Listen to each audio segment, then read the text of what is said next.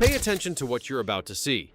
This is actual footage captured by urban explorer Marcus Webb on April 14th, deep in the storm drain system beneath Riverside. Look closely at the figure standing in that tunnel. The colorful costume, the red balloon, the way the person is just standing there in complete darkness. Marcus thought he'd stumbled onto some kind of art installation. He posted this to his YouTube channel thinking it was creepy but harmless. What he didn't know was that he'd just filmed a killer in the middle of his hunting ground. Within hours of posting this video, Marcus would help police connect 5 missing children to the man in that clown suit. This footage would become the key piece of evidence in one of the most disturbing serial murder cases in American history. You know that moment when your kid asks if they can walk to their friend's house and you have to decide if they're old enough? For most parents in Riverside, Colorado, that was just a normal part of raising children in what they believed was a safe, tight-knit community. Spring of 2017 felt like any other season. Kids rode bikes through the neighborhoods. They played in parks until the streetlights came on. Parents worried about grades and sports practices, not predators lurking in the storm drains beneath their feet. But someone was watching. Someone who understood that cities are built on 2 levels. The world everyone sees, and the hidden infrastructure running underneath like a second nervous system. Someone who'd spent months mapping every tunnel, every junction, every place where a person could vanish without a trace. Riverside sits in the western part of Colorado, a city of about 80,000 people spread across neighborhoods that blend seamlessly into one another. It's the kind of place where everyone knows their mail carrier's name, where high school football games packed the stands on Friday nights, where missing child cases were something you heard about happening somewhere else, never here. The city's storm drain system was built in the 1960s, designed to prevent the flooding that had devastated downtown twice in the previous decade. Miles of concrete tunnels ran beneath the streets, large enough in places for a grown person to walk upright. Most residents never thought about them. The tunnels were just there, invisible and forgotten, doing their job. But to carnival worker Vincent Marsh, those tunnels were possibility. They were privacy. They were a hunting ground that no one was watching. April 2nd, 2017 started like any other Sunday for the Patterson family. 11-year-old Ethan Patterson had spent the morning at soccer practice, his usual spot as midfielder earning him praise from Coach Davidson. Ethan was the kind of kid teachers loved. Polite, engaged, always raising his hand to answer questions. His parents, Robert and Jennifer, had raised him to be independent. At 11, they figured he was old enough to walk the 6 blocks from the community center back home after practice. "Text me when you're on your way," Jennifer had told him that morning, the same instruction she'd given dozens of times before. Ethan's last text came at 11:47 a.m. "Leaving now, see you in 10. He never made it home. By 12:15, Jennifer was calling his phone, straight to voicemail. She texted, "Where are you?" No response. By 12:30, she and Robert were in the car, driving the route Ethan would have walked. Nothing. They called the community center. Practice had ended on time. Coach Davidson had seen Ethan leave with his soccer bag. By 1 p.m., they called the police. Here's what haunted Jennifer in those first hours. She kept thinking about all the times she'd let Ethan walk home alone. All the times nothing had happened. The odds had been in their favor for so long. Why did the universe decide that this Sunday, this particular walk, would be different? Detective Sarah Chen caught the case at Riverside PD. She'd been on the force for 12 years, working her way up from patrol to the detective division. Missing child cases always hit differently. Every cop knows that the first few hours are critical, but they're also the most uncertain. Kids Ethan's age sometimes got distracted. They went to a friend's house without telling parents. They lost track of time. Chen had worked cases where the missing child walked through the front door 4 hours later, completely oblivious to the panic they'd caused. But something felt wrong about this one. Ethan wasn't the type to go off-grid. His phone was off, or dead. No activity on social media. Chen organized a search of the route between the community center and the Patterson home. Officers knocked on doors. They checked backyards, parks, anywhere an 11-year-old might have stopped. Security cameras at a gas station on Ethan's route showed him passing by at 11:52 a.m. He was alone, scrolling on his phone, soccer bag over his shoulder. Just a kid walking home. And then nothing. It was like he'd evaporated. The search expanded. By evening, over 100 volunteers were combing through Riverside's west side. They searched until midnight, then resumed at first light Monday morning. Local news picked up the story. Ethan's face was suddenly everywhere. On television, on Facebook, on flyers stapled to telephone poles. The Patterson family set up a tip line. Robert did a tearful press conference, pleading for anyone with information to come forward. Jennifer couldn't eat, couldn't sleep. She kept walking that same 6-block route as if by retracing Ethan's steps, she could somehow find the moment where everything went wrong and fix it. She looked in storm drains, behind dumpsters, in alleyways, anywhere a child could be hidden. Other parents joined her. The community came together in that way communities do when tragedy strikes, everyone wanting to help, to do something, anything. But days passed, then a week. No ransom demand, no body, no evidence. It was like Ethan had simply ceased to exist. Robert and Jennifer appeared on national news programs. They begged whoever had their son to let him go. They promised no prosecution, no questions asked, just please bring him home. At night, Jennifer would lie in Ethan's bed, breathing in the fading scent of his pillow, trying to convince herself that her son was still alive somewhere. And then, on April 18th, it happened again. 9-year-old Sophia Martinez vanished from Clearview Park on the east side of Riverside. She'd been at the playground with her older brother, Carlos, who was 15. Carlos had gotten distracted playing basketball with friends on the court adjacent to the playground. When he looked back toward the swings where he'd last seen Sophia, she was gone. "I wasn't gone that long," Carlos would tell police later, his voice breaking. "Maybe 15 minutes, 20 at most." But it was enough. The playground security camera, installed after a vandalism incident the previous year, showed Sophia on the swings at 4:43 p.m.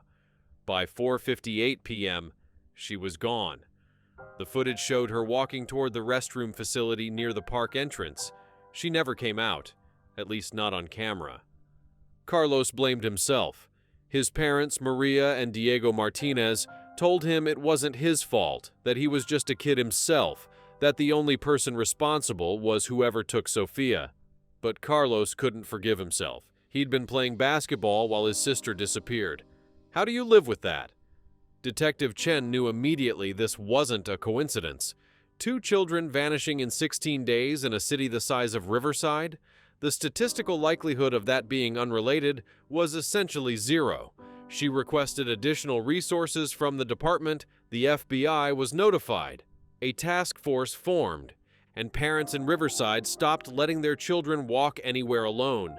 The media descended on the city like a storm. National news crews set up outside the police station.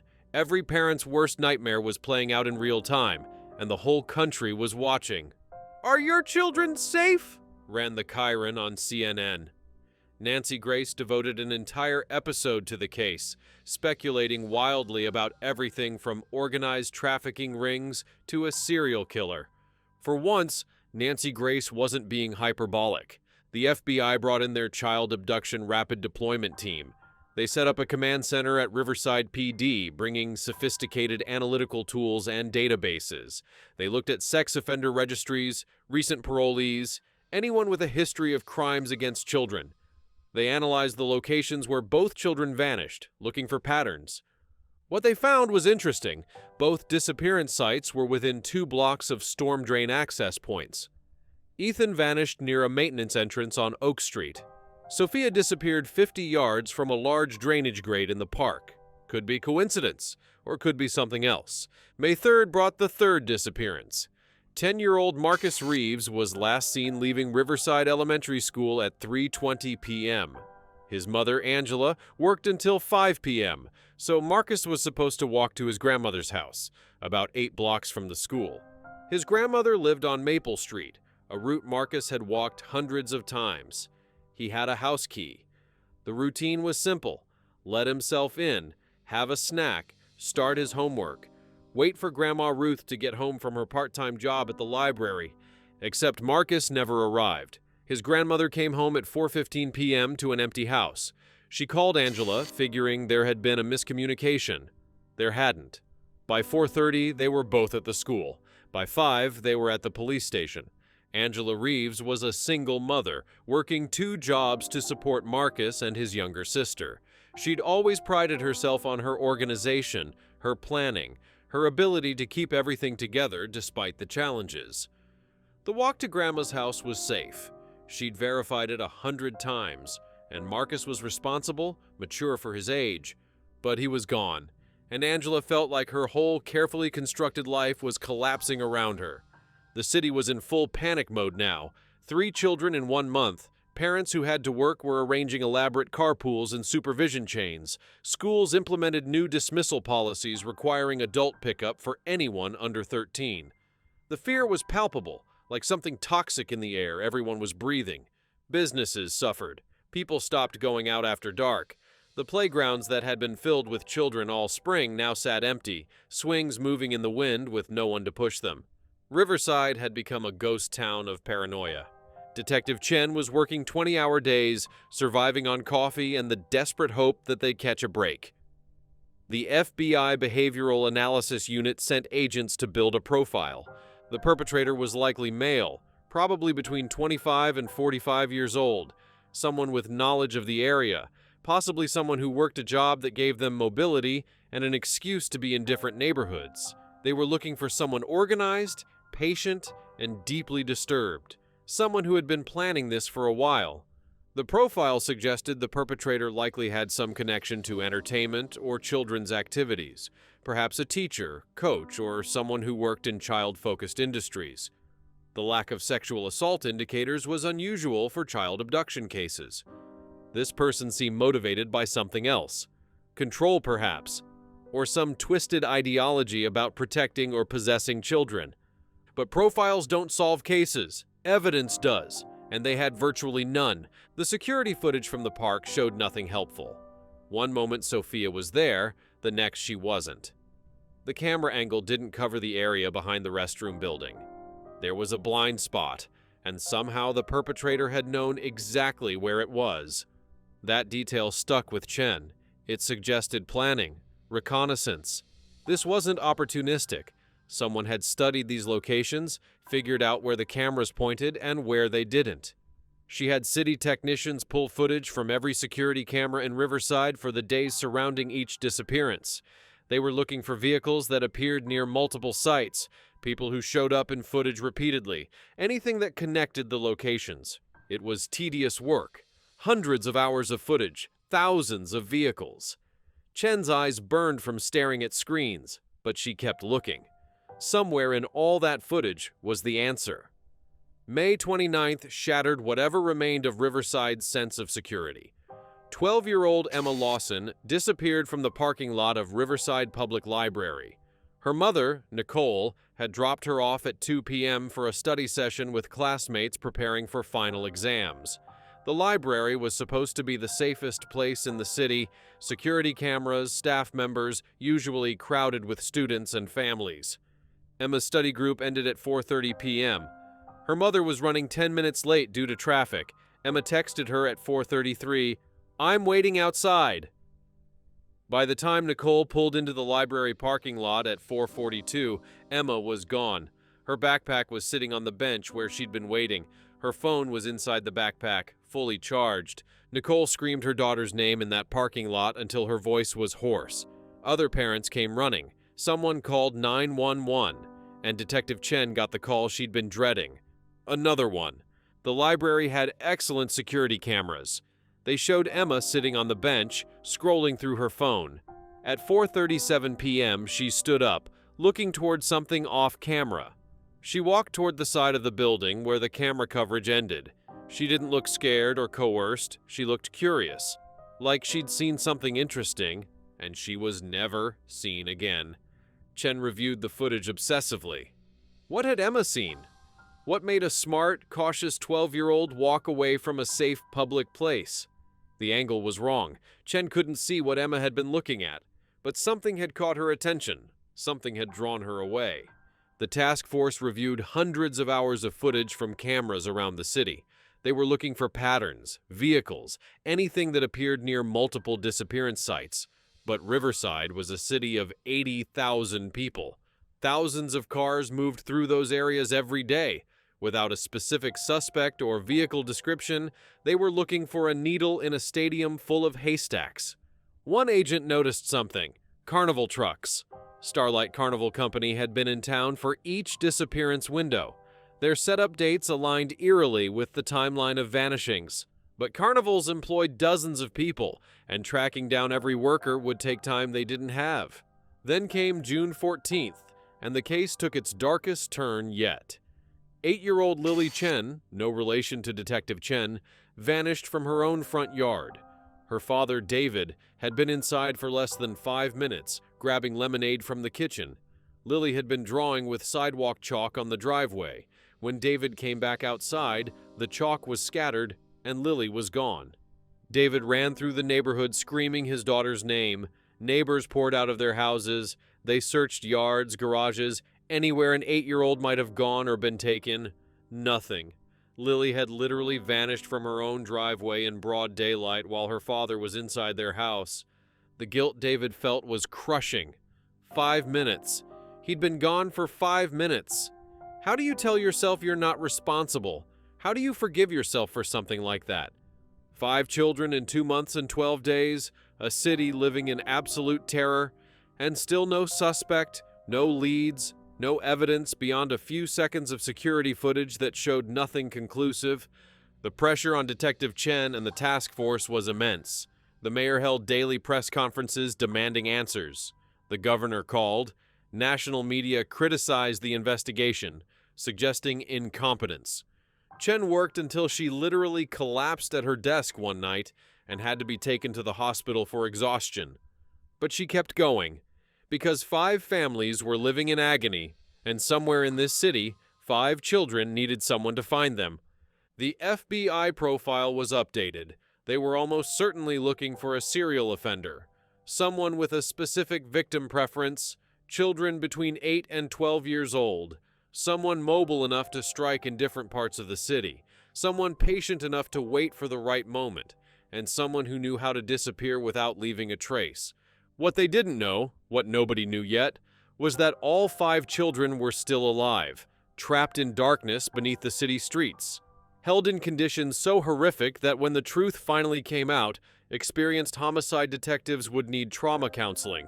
The children were being kept in rotating locations throughout the tunnel system. Vincent Marsh would move them every few days, keeping them disoriented, ensuring they never knew exactly where they were.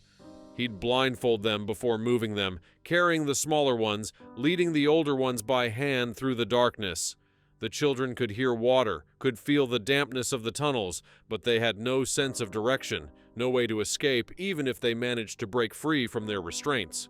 Marsh fed them regularly. Granola bars, bottled water, prepackaged sandwiches. He wasn't trying to harm them physically. In his delusional mind, he was caring for them, protecting them. He'd talk to them for hours, explaining his philosophy, telling them about the corrupted world above and the pure existence he was creating for them below.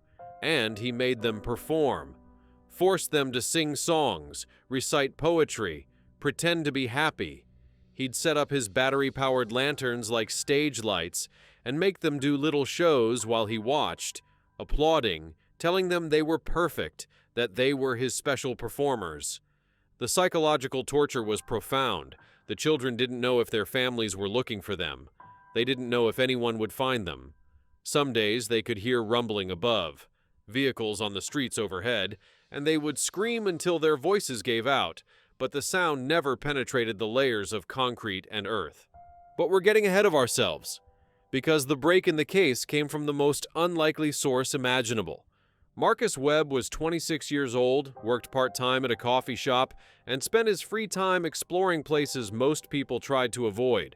Abandoned buildings, old tunnels, forgotten infrastructure. Marcus loved it all. He ran a YouTube channel called Underground Colorado that had about 15,000 subscribers who shared his fascination with urban exploration.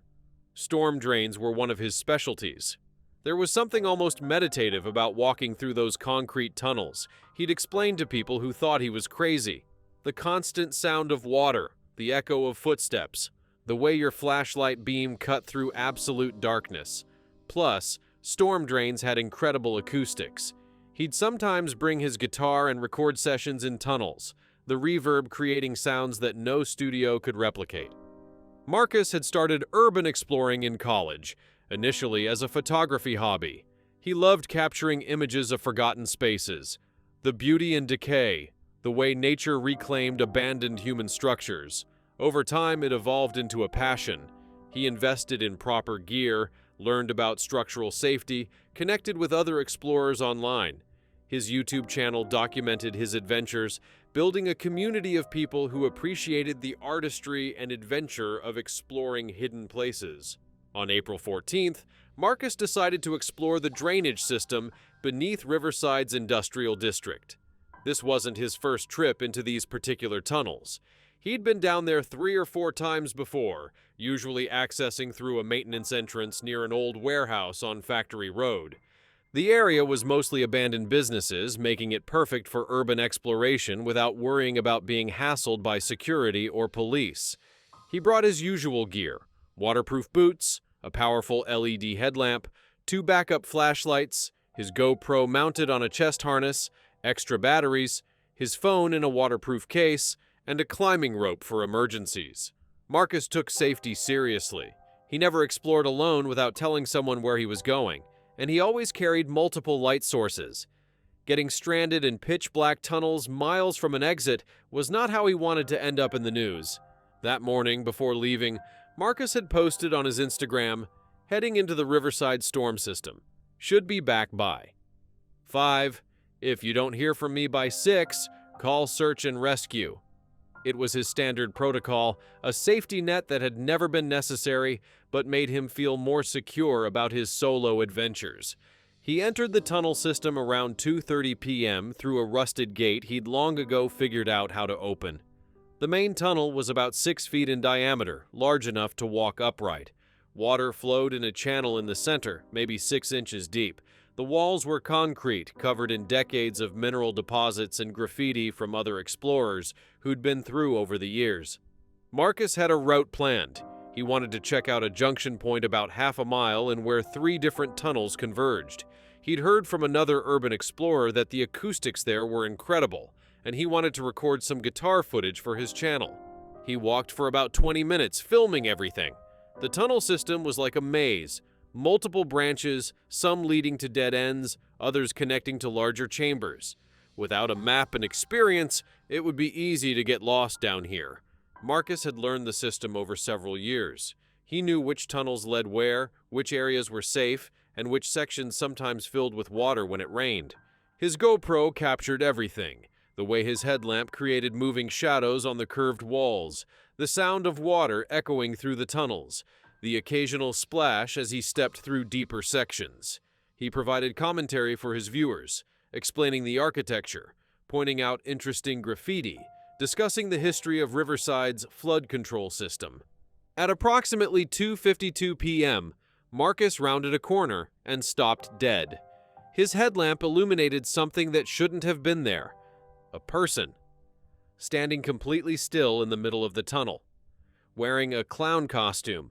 Marcus's first thought was that someone was filming something, maybe a student film project or another YouTuber making content. The costume was detailed: blue and yellow fabric with red accents, the classic clown aesthetic. The person wore a mask or makeup, red wig standing out bright even in his headlamp beam, and they were holding a red balloon. "Hey!" Marcus called out, his voice echoing weirdly in the confined space. "Didn't expect to see anyone down here?" The figure didn't respond, didn't move, just stood there, maybe 40 feet away, balloon in one hand. Something felt wrong. Marcus had encountered other urban explorers before, and there was always an immediate camaraderie, a shared acknowledgement that you were both doing something slightly illegal and definitely weird. People waved, asked what you were filming, compared notes on interesting spots to check out. This person was just standing there, staring at him. At least Marcus assumed they were staring. Hard to tell with the mask and the harsh shadows from his headlamp. "You good?" Marcus asked, taking a few steps back. His hand went to the pepper spray on his belt, another safety precaution he always carried. The figure tilted its head slightly. The movement was mechanical, unnatural. Then, slowly, it turned and walked away, deeper into the tunnel, the red balloon bobbing behind. Marcus stood there for a solid 30 seconds, trying to decide what to do. Every instinct screamed at him to leave. This was weird. Wrong. The kind of encounter that ended with people finding your footage on your GoPro and piecing together what happened to you. But he was curious, and the GoPro was still recording. His viewers loved creepy content. This would make an incredible video. The mysterious clown in the storm drains. Already, Marcus was imagining the thumbnail, the title, the comments section full of theories. He followed, keeping his distance, one hand on his pepper spray. The figure stayed maybe 50 feet ahead, never looking back, just walking steadily through the tunnel with that balloon trailing behind. They came to a junction where 3 tunnels met in a larger chamber. The figure turned right, into a tunnel Marcus had never explored before. Marcus's rational mind was telling him to stop, to turn around, to get out of there. But his explorer's curiosity, the same quality that made him love urban exploration in the first place, pushed him forward, just a little further, just to see where this tunnel led. He followed for another 2 minutes before his common sense finally overrode his curiosity. This was stupid. He didn't know where this tunnel led. The person wasn't responding to him, and the whole situation felt increasingly like the opening of a horror movie. Marcus stopped, filmed the figure's retreating form for a few more seconds, then turned around and left. He was back at the surface by 3:30 p.m., sitting in his car, watching the footage on his GoPro's screen. It was even creepier watching it back, the figure standing motionless in the tunnel, the way it had tilted its head, the slow, deliberate walk away. The balloon. Who brings a balloon into a storm drain? His heart was still racing. Part of him wanted to go back down, to follow that tunnel to wherever it led. But the smarter part of him knew he'd dodged something dangerous. That encounter wasn't normal. Something was very wrong about the whole situation. Marcus debated what to do with the footage. It was definitely unsettling, which meant it would probably do well on YouTube. People loved creepy content. On the other hand, it felt somehow wrong to turn someone else's weird behavior into entertainment without their knowledge or permission. He sat on the footage for 3 days, editing it, adding music, crafting the narrative. But something held him back from publishing. He couldn't shake the feeling that what he'd encountered wasn't just weird, it was dangerous. Then, on April 18th, he saw the news about Sofia Martinez disappearing from Clearview Park. 9-year-old girl, vanished without a trace. The second child to go missing in Riverside in 2 weeks. Marcus felt a chill run through him. He thought about those tunnels beneath the city. Miles of them. Places where you could hide something, or someone, and nobody would ever know. Places where screams would echo off concrete and never reach the surface. And he thought about that figure in the clown costume, standing in the darkness, not responding to normal human interaction, walking deeper into the tunnels like someone who knew exactly where they were going. He uploaded the video to YouTube on April 18th with the title, "Creepy Encounter in Storm Drain, Clown Costume Underground." The description explained when and where he'd filmed it, and mentioned that with kids going missing in Riverside, maybe people should know about someone behaving strangely in the tunnels beneath the city. The video went viral. Within 12 hours, it had 200,000 views. Within 24 hours, Detective Chen was sitting in Marcus's coffee shop, watching the footage on her laptop. "This was definitely filmed on April 14th?" she asked, watching the clown figure for the 3rd time. "Definitely," Marcus confirmed. "I can show you the metadata on the original file, and I posted about where I was going on my Instagram story before I went down. You can check the timestamp on that too." Chen watched the footage 3 more times. The figure in the clown costume, the red balloon, the complete lack of normal response to encountering another person. The way it had walked away, deeper into the tunnel system. This was it. This was the break they needed. "I need you to show me exactly where this was," Chen said. "Can you do that?" Marcus nodded. "I can take you there, but I should warn you. Those tunnels go on for miles. If someone wanted to hide something down there, there are hundreds of places you'd never find without serious searching." Chen made a phone call. Within 2 hours, she had a team assembled. FBI agents, search and rescue specialists familiar with confined space operations, and city engineers who had the original blueprints of Riverside's storm drain system. Marcus led them to the access point near the warehouse on Factory Road. "The spot where I filmed is about half a mile in," Marcus explained, showing them the road on his phone using GPS coordinates he'd marked. "But here's the thing.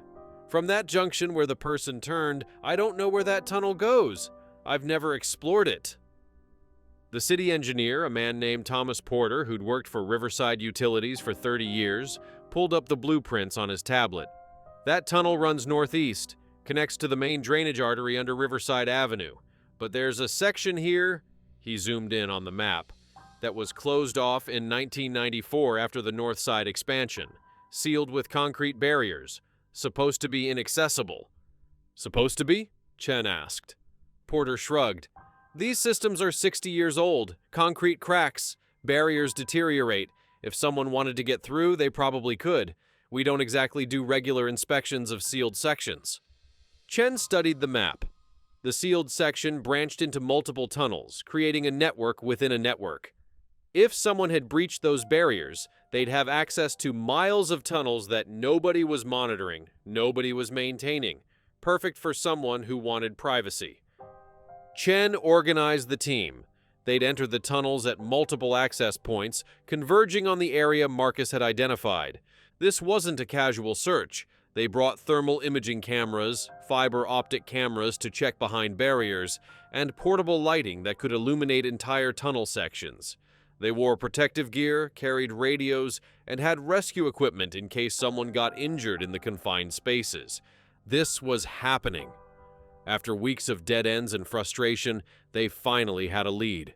They entered the system at 6 p.m. on April 19th. Chen went in with the first team, following Marcus through the route he'd taken. The tunnels were exactly as creepy as she'd imagined. Dark, damp, the constant sound of flowing water, and the oppressive feeling of being underground with thousands of tons of earth and concrete above your head. Marcus led them confidently through the maze of tunnels. He'd marked his route on his GPS, and his familiarity with the system was evident.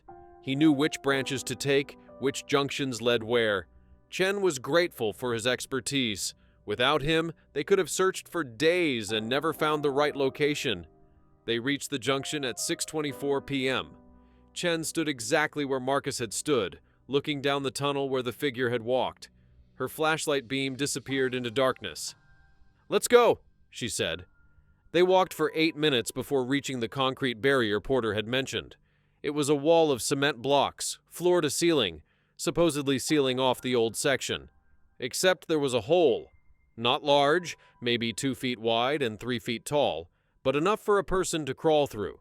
Fresh marks in the concrete dust, scratches around the opening. Someone had been using this passage regularly. Chen radioed the other teams. "We've found an access point to the sealed section. Preparing to proceed through. Send backup to this location." She went through first, crawling through the hole with her flashlight gripped in her teeth. The tunnel on the other side was older, the concrete more deteriorated. Water damage had created strange patterns on the walls, and the air smelled different, mustier, like a basement that hadn't been opened in years. They walked for another 15 minutes, the tunnel branching multiple times, and then they found it, the lair.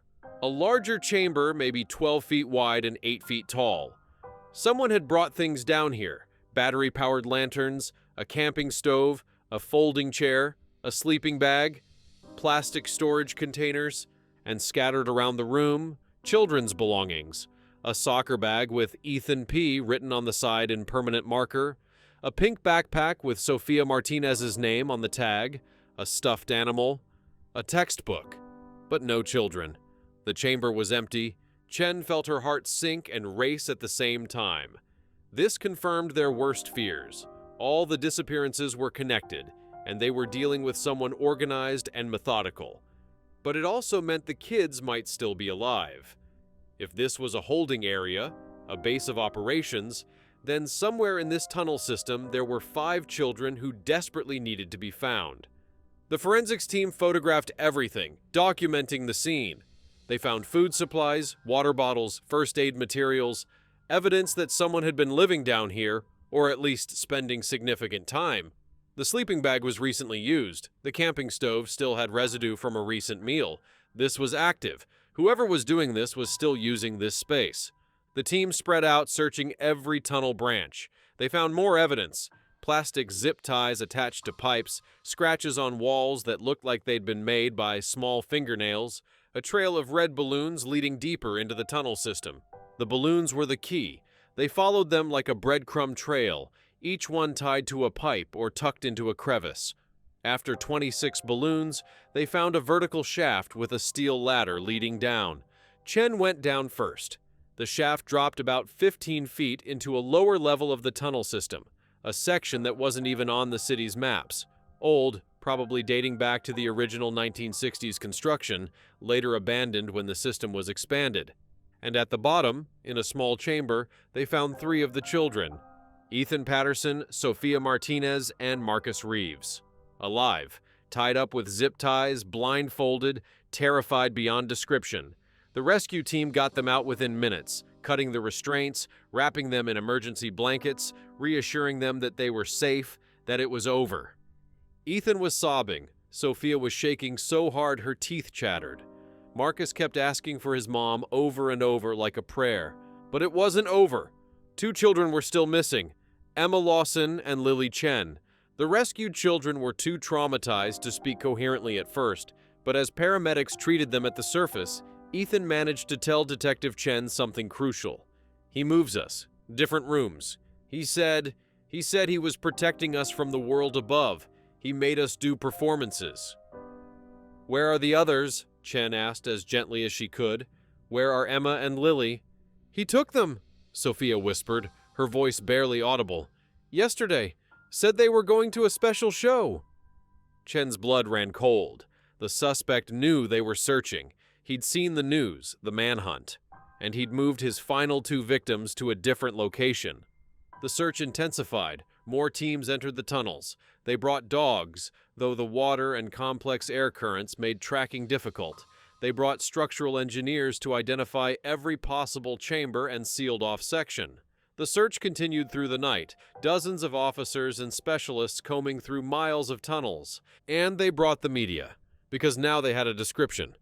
"White male, approximately 30 to 40 years old, brown hair," Chen told the press at a briefing at 11 p.m. "Wears a clown costume when in the tunnels. May have connection to carnival or entertainment industry, extremely dangerous. Do not approach." Ethan, after being checked by doctors and reunited with his parents, provided another detail. He has a tattoo on his left arm, an anchor with rope around it.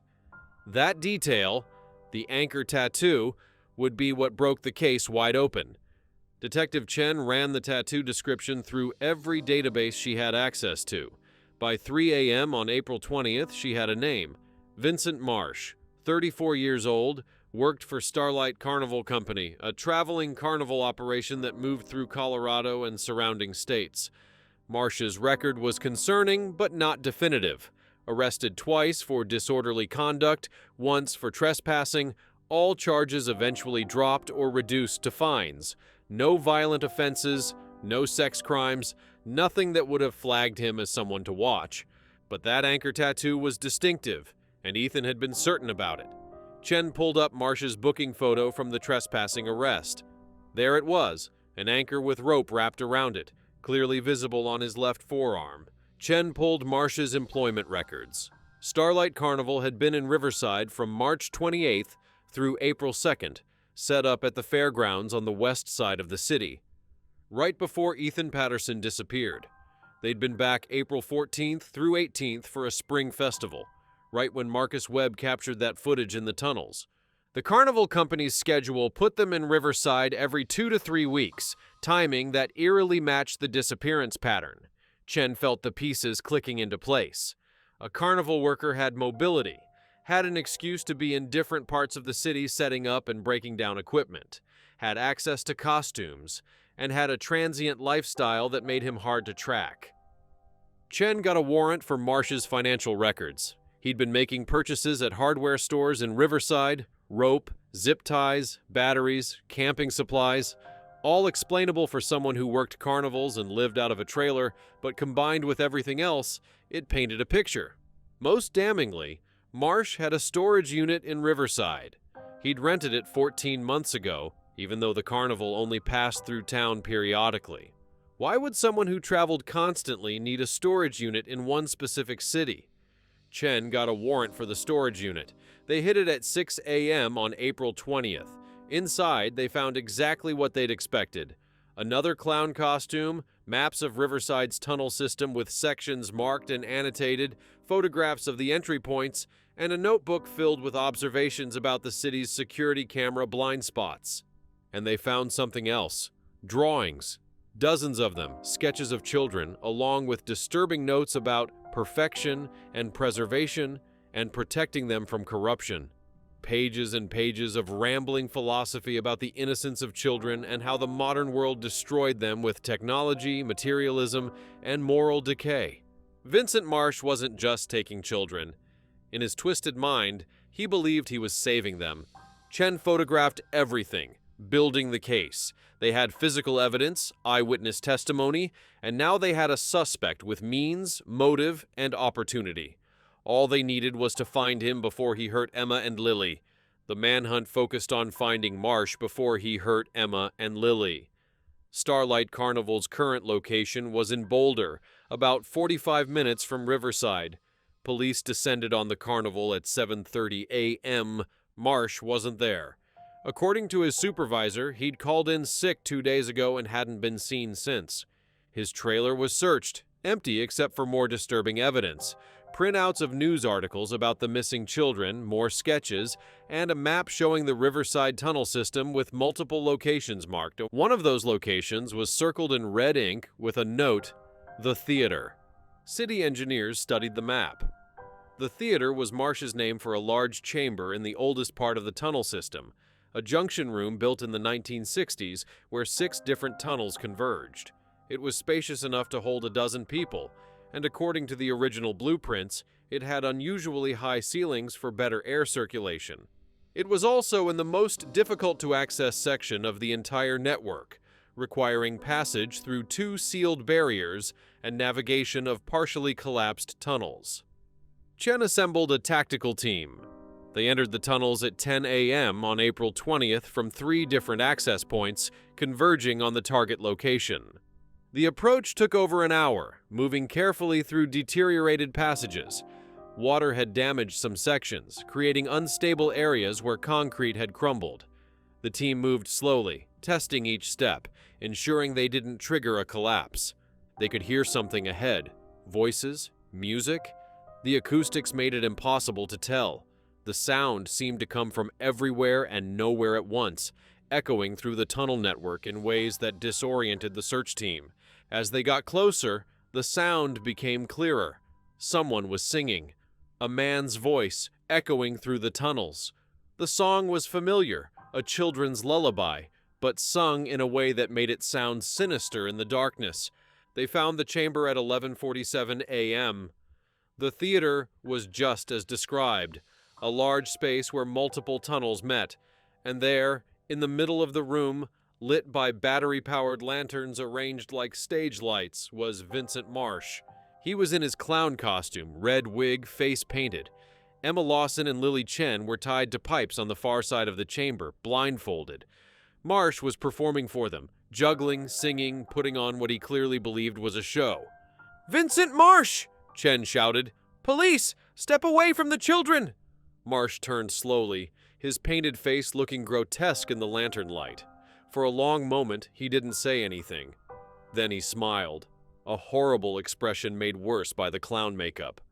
"You don't understand," he said, his voice calm. "They're safe here. Up there, the world will hurt them, corrupt them.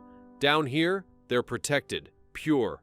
The children are coming with us, Chen said, moving closer, her weapon trained on Marsh. This ends now.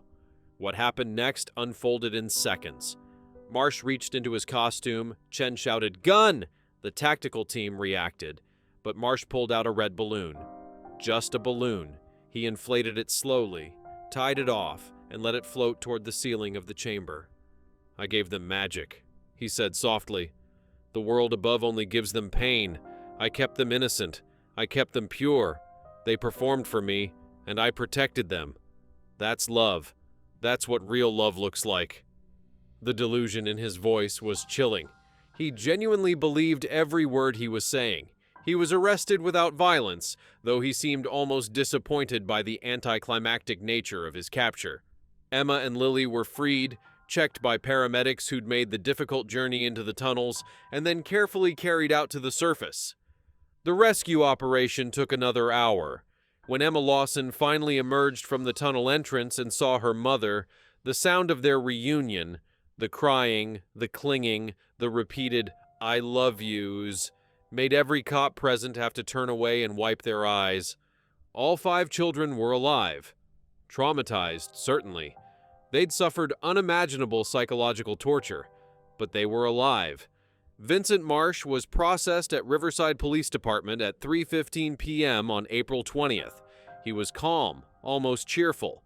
When Detective Chen interviewed him, he explained his philosophy with disturbing clarity. He believed children were being destroyed by modern society, by social media, by materialism, by a world that stole their innocence.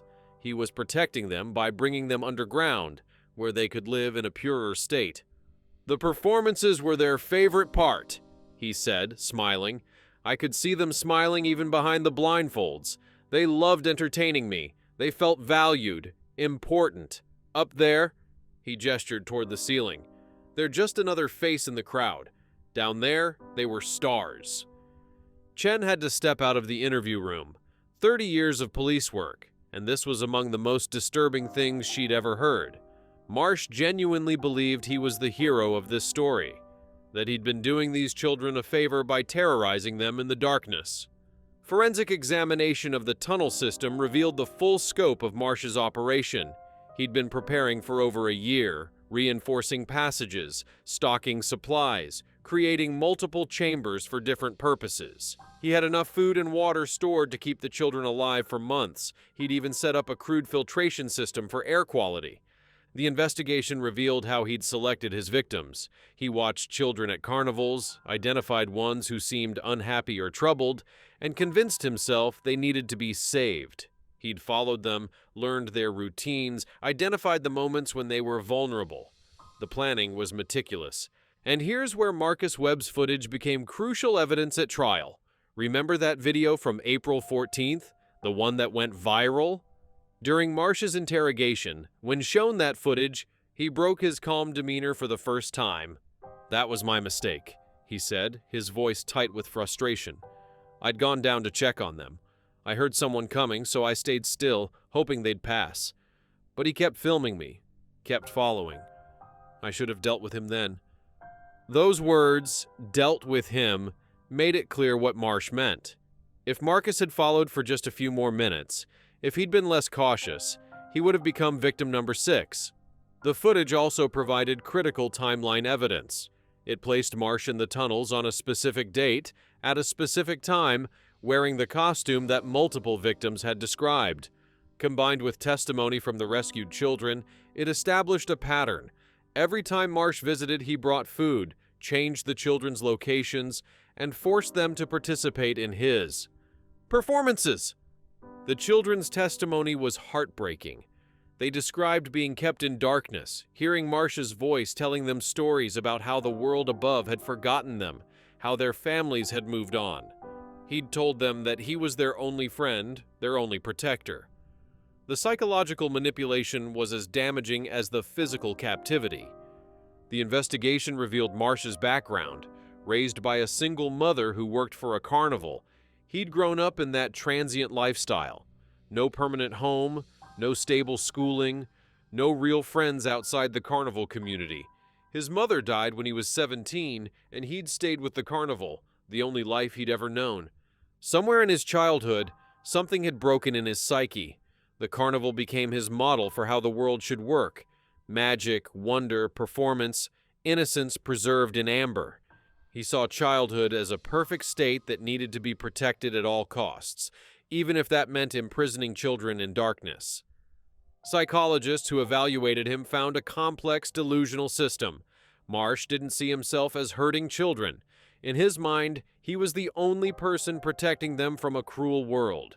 He'd constructed an entire philosophy justifying his actions, complete with elaborate rationalizations about purity, innocence, and the corruption of modern society.